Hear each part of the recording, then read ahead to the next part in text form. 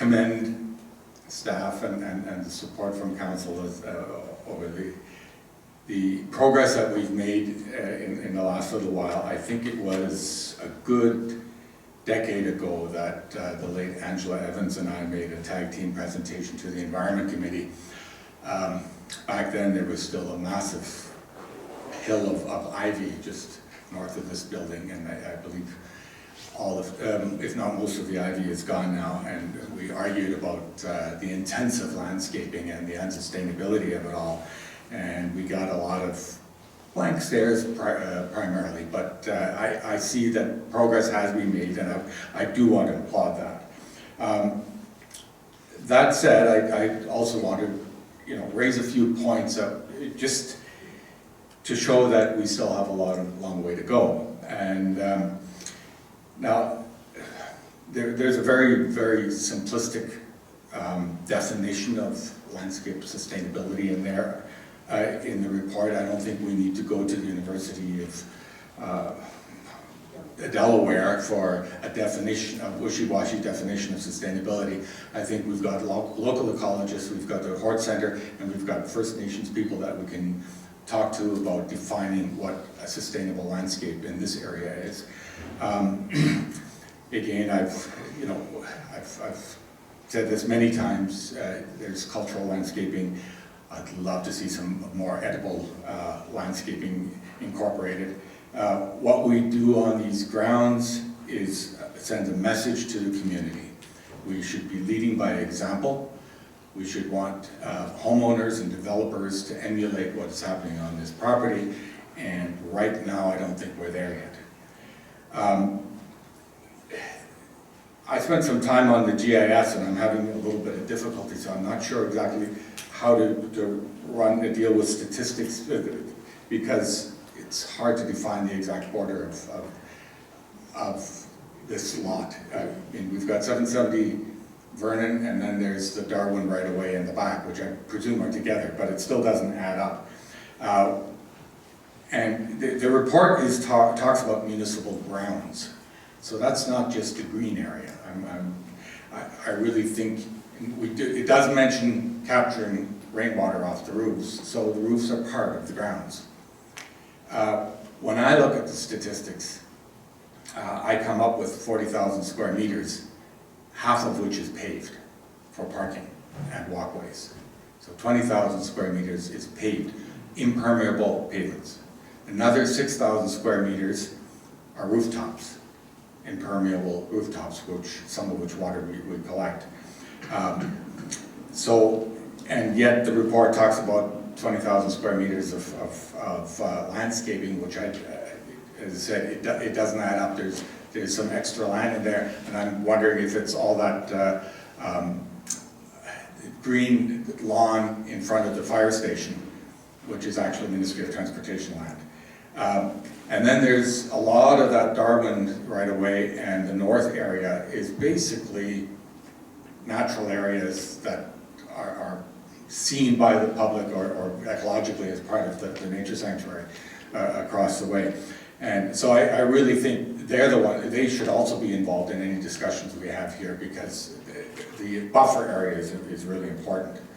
Also, since that presentation we made, there has been some expansion of parking just north of the fire station. Some natural area was taken out and paved, even though I objected to it at the time. And I would love to see this council actually put a moratorium on any parking expansion and addition of permeable surfaces, and that if something must be put in, that it is put in as impermeable. I know there's going to be additional pressure, because you can often see that there's parking flows out the driveway of the north exit onto Ministry of Transportation lands. So again, it's a bad message. We've got to deal with reducing parking, not expanding it. But so again, I just wanted to give you a little bit of that historical background and maybe some of the statistics, and keep sending good messages. Thank you very much. Thank you, Harold. Are there any other members of the public who wish to speak on this item? Calling for a second time. Any members of the public who wish to speak? Calling for a third time. All right, thank you to everyone. I'll close the public input period. Now look to council for a decision. I see Councilor Durham's hands up first. I will move the recommendation. Second. Moved and seconded. Discussion? Councilor Murdoch? Thank you, Mr. Mayor, and thank you to Councilor Bryce for originally bringing this forward. Thank you to staff for putting this together, and thanks to members of the public, Mr. Wolf, for presenting on what I think are some very valid issues to raise as part of the ongoing evolution of the sustainability of the grounds. What I like about the report is that it doesn't attempt to make it an overnight success. I think it demonstrates that this has been years in the making, the transformation from what was really very well manicured, highly, I think very high maintenance, high demand, very unsustainable in that sense of the word practices. Beautiful, of course, but not really consistent with our contemporary values, more modern values of sustainable landscape. So that evolution, I think, has been ongoing over the last number of years, and I commend staff for that process and for identifying that as part of the report. I also think that it's nice to see that this is going to be an ongoing effort, that part of this will be as much education as it is changing of practice. And I agree with Mr. Wolf that it's about conveying a message of what Saanich values on behalf of residents in the community, and where we're going as a community. I think where once we valued those highly ornamental landscape designs, we've now moved to a more sustainable practice, and will continue to evolve in that regard. So I look forward to seeing that continue to take place. I appreciated the comments with respect to education and signage to identify why we were undertaking these types of practices, how perhaps people could learn more about these types of practices to follow at home or in their own neighborhoods.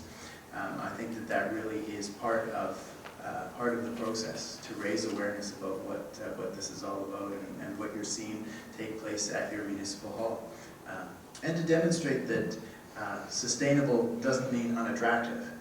I think that there are sustainable landscape practices that are equally attractive and certainly respectful of our climate and growing conditions here. So thank you very much, and I look forward to this the ongoing work on the municipal grounds. Thank you. I'm going to go to Councilor Bryce first, and then Councilor Durham. Thank you, Mr. Mayor. I completely agree with all the comments that Councillor Murdoch has just made. And I think it's really good to see that a lot of real improvement has been made. I know when it first came up, and when I've been raising it, it's been a number of issues. One, the very high labor costs of trying to manicure a large piece of property. Another, of course, important reason about the sustainability and having drought resistant and having low maintenance greenery. And I think a lot of really good work has gone on. Originally, I had asked the report to come as a companion document when we were talking about designating any parts of our grounds as heritage, because I do think they are linked. They will still be linked when we deal with them, and we'll just have to deal with them in a different kind of order. But I think that to not appreciate the fact that water consumption, ponds and other things may also be something that may or may not be in the long-range future best interests of Saanich. Having said all of that, and I commend the staff and think things are on the right track, I think there's other things that are symbolic. And you know, quite frankly, and I hate to sort of harangue on this, but those palm trees are just, in my opinion, inappropriate. And I think that they don't say Saanich to me, they don't say West Coast, they, you know, they are kind of fun little sort of piece of landscaping that I just don't think on these grounds where we're the government, local government, where we are making some pretty significant statements to the public about what kinds of things we want them to consider when they're doing their own planning for their own property, when we're talking about projects. I think of the recent project that we just approved down there in Cordova Bay off of Mount Doug Parkway, the attention to detail and the almost kind of insistence that we have that, you know, there's all kinds of water retention ponds and all kinds of natural species and, you know, planting trees that are appropriate. So at some point, I hope that staff in their wisdom with their reporting and their progress that they go with, that there will be a recognition that maybe there's a different way for us to showcase practices that are sort of just more in keeping with Saanich Canada than those palm trees. They just seem incongruous to me. However, I'll wait that to come in some kind of a staff report. Not appropriate for members of council to start going out and picking and choosing plants for sure, other than to constantly keep saying that sometimes what we do for real reasons, to save money, for sustainability. Other things, we do things for symbolic reasons.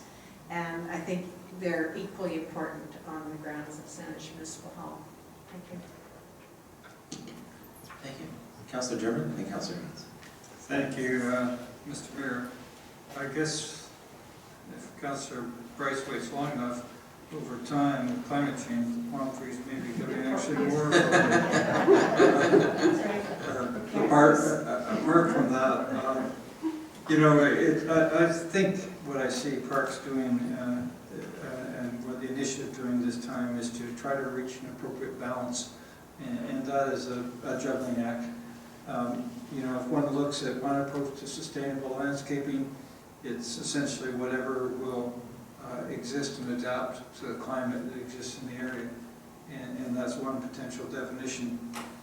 Another one, as Mr. Wolf has pointed out, is to make use of that for things like food production. Well, edible landscaping or food production can take additional water, or may need it at certain times, may certainly need it in the kind of summer climate that we're likely moving to. There are heritage values involved, and there is, as the report points out, a large part of the public that see this as their centerpiece of the municipality and look forward to it having a certain attractiveness in nature, a certain attractiveness in landscaping, rather, that celebrates the central position they see. So it really is a balancing of all those things. And I don't think there's any one answer, and I would agree entirely with Councillor Bryce. I don't think it's the job of this council to go out and you know, determine the landscape plan. That's, I think, presumptive. But I appreciate what has been done. I think the move so far has been to properly maintain that balance. Certainly we can look at things in the future, such as retention of water on the site to be used where we decide that the uses, whether it be edible landscaping or whatever, require recycled water to keep them viable. I've certainly moved that in my own home lot, where I'm hoping that most of my landscaping will be dealt with by recaptured water in the very near future. So I like the balance, and I hope that it continues. Thank you. Thank you. Councillor Haynes. Thank you, through the Mayor. Appreciate the report. It's got several very nice features. I do appreciate Mr. Wolf coming to speak, because what we do here on the grounds does send a message, and we are asking in many ways, the community to accept some of a new vision about the future of Saanich and natural spaces. And of course, I'm talking about elements of the EPA, which is an important topic right now. Some of you may know that the Water Commission, I'm bringing forward a motion there on improved harvesting of rainwater. As we look to harvest rainwater and use it here, one of the problems is that you have a lot of water when you don't need it, and very little when you do. So it's a case of storage of water. So I imagine that some aspect of the plan would bring forward some possibilities of capturing the rainwater off the roofs, etc. I don't know, I'm just assuming that. I could ask how well palm trees transplant, but again, I don't want to be a council that's pushing staff towards a certain direction. But we do hear of the 2-to-1 replacement tree policy in Saanich, and it's sometimes a struggle when the large numbers of trees need to be planted of finding places for them. So that may be an opportunity to use some of that resource to transition towards different kinds of plantings. The idea of brown lawns, or what they call now golden lawns, is another issue. But I do take Councillor Durham's point that people want to drive by the hall, they may not want to see brown lawns. I mean, that's going to be an interesting thing. But I won't say much more because a lot's been said, but I appreciate the work you're doing and look forward to the next step. Thank you. Any more discussion? Seeing none, also vote in favor of this. I think I'd just like to put into the record how much I appreciate the effort that our staff put into the grounds. They're beautiful. I bumped into a lot of the groundskeepers. Carlos in particular does a fabulous job. We have a lot to be proud of here, and it's all thanks to the work of our staff. So with that, I'll call the question. All in favor? Opposed? Unopposed? That motion carries unanimously. We have a few items to ratify, Council, so I'd like to ask for a motion to adjourn Council, sort of committee of the whole, and move to Council. So moved. Moving in second. Call the question. All in favor? Opposed? Unopposed? That carries unanimously. First item we need to ratify. I need a motion to ratify Unified Folio Avenue, the development permit application. So moved. Moving in second. Call the question. All in favor? Opposed? Unopposed? That motion carries. We also need a motion to ratify the recommendation for the park management plans process. So moved. Second? Moving in second. Call the question. All in favor? Opposed? Unopposed? That motion carries. And for the motion to ratify the recommendation to receive the sustainable municipal grounds report. Moving in second. Thank you. Call the question. All in favor? Opposed? Unopposed? That's carried. Finally, a motion to adjourn. Call the question. All in favor? Opposed? Absolutely. Thank you so much, everyone.